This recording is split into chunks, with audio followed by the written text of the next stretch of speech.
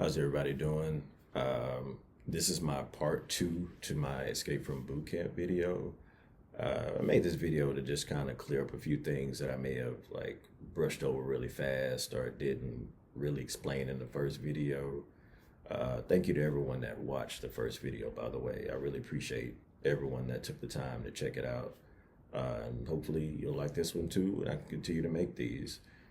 I'll start from the beginning. I was asked, how far did I run? So I ran to Lake Bluff, Illinois, which was like 2 miles, a little bit over 2 miles from Great Lakes, Illinois, where boot camp was. I probably did that in like 10 minutes, that run. I ran track in high school, but I wasn't putting up numbers like that. 10 minutes, 2 miles, adrenaline, and the idea of escaping a government installation will do that to you, make your nerves a little bad, and you just run.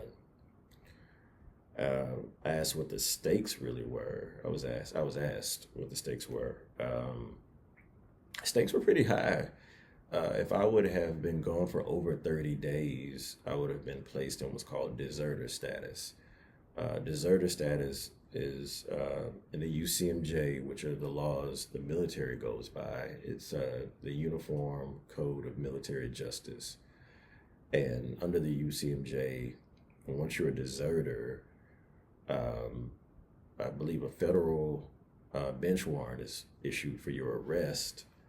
And at that point in time, you could probably get pulled over for a speeding ticket. And if your number is ran or your name is ran, it might show up that you have a bench warrant out for your arrest, and you could be detained, or they could send a U.S. Marshal to come pick you up. And at that point in time, you'll have a federal criminal record. So I would have had that had I not gone back.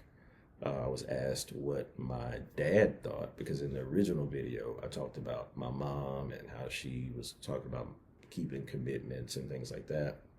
But my dad was a man of few words at that time. And I say was because as he's gotten older, he's definitely saying a lot. But that's not a bad thing. I don't mean to put it out there like that. But he told me, oh, I never wanted you to go in the first place. I definitely could have benefited from hearing him say that. It's kind of a too little, too late kind of thing to say, because I was already in it, right? And he was like, yeah. So he was more so on the same tone, like, yeah, you need to go back and see this thing through. Fine. So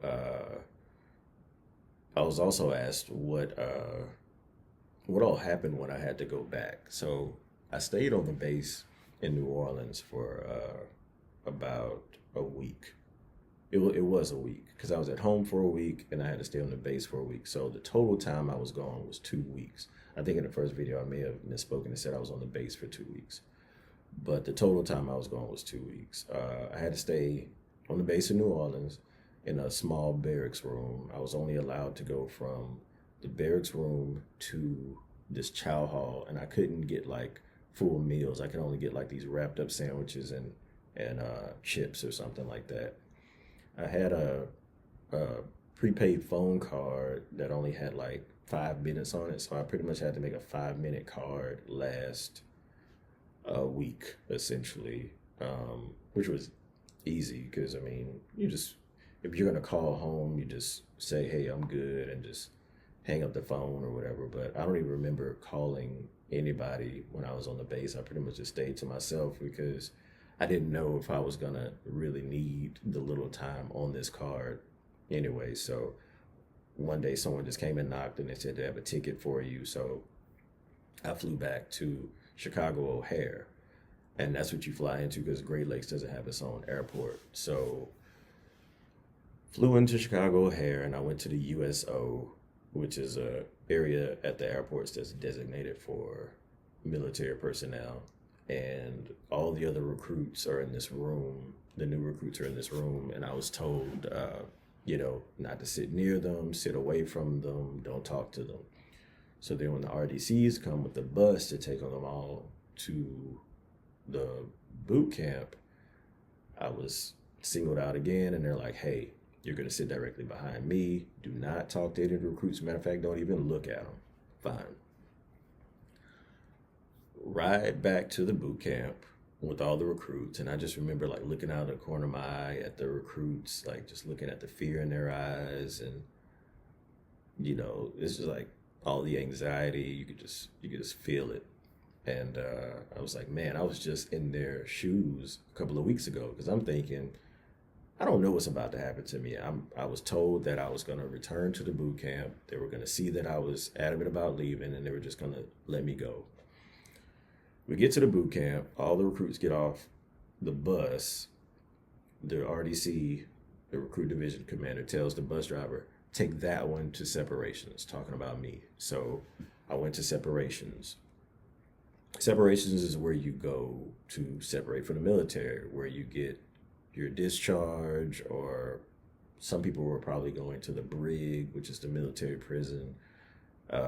So I had to go in separations and sit with them for a little bit. And I met some interesting characters when I was there. I could probably do a video on that by itself. But I had to await my hearing, or I believe it was a NJP, which is non-judicial punishment. That's where they took money. So it wasn't all seamless for me, because I mentioned in the first video that I went to the hearing and the senior chief went to bat for me and I was put in another division. But they did take 2 weeks pay from me, because once you start boot camp, technically you start getting paid as military personnel. And so they took 2 weeks pay and however much it cost for the plane ticket. So they got a little money out of me. I mean, technically it could have been worse. So that's all right. And from there, I went back into boot camp. I completed boot camp, and then I went across the street to Corps School. Corps School is where you go to become a naval corpsman, or they call it a hospital corpsman. And a corpsman is naval personnel that's highly trained in medicine. All right. We don't use the term medic because a medic is an Army thing. I don't know what they call them in the Air Force. Who cares anyway, right? But you go there. I went there in August. I believe it was August 2001. So it's 2001.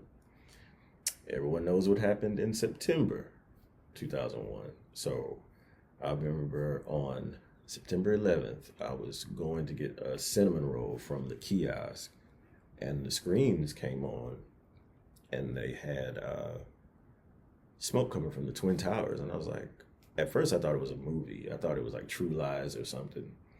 And I was asking, like, what are y'all looking at? And nobody would answer me. And they were just staring with these like they seen a ghost or something. And one of our instructors ran into the room and said, we're going to war, we're going to war. And I'm like, what? Like, no, that's not what's happening right now. I was like, who would, I was like, no one would just run a plane into a tower. Like, that doesn't just happen. And they were like, because they did it on purpose, we're going to war. And I'm trying to reassure my friend who's in training with me. I'm like, well, if we go to war, they're not going to send us. We're the new guys. I was wrong. They divided our class between Camp Pendleton in California, Camp Lejeune in Carolina, and Okinawa, Japan. And all of us went to Marine units. At that point, I learned that the Marine Corps is a department of the Navy, and the Marine Corps doesn't have their own medical personnel. So Navy corpsmen go with the Marines. And we had to go to a Marine Corps training called Field Med. And we were all with Marine units. And shortly thereafter, we deployed to Iraq. So life changed a lot for me. When people joined the military in 2001, typically it was for college money. There had been 10 years of peacetime, so the idea of war was just way in the back of your mind. but it was a very real thing for me because that's how I would spend the next uh, 2 years of my life. Um, so yeah, things changed a bit. Feel free to like and share and subscribe. I believe that's what I was supposed to tell you to do. Uh, yeah, if you like this one, I got plenty of stories. We'll go from here. All right. Thanks.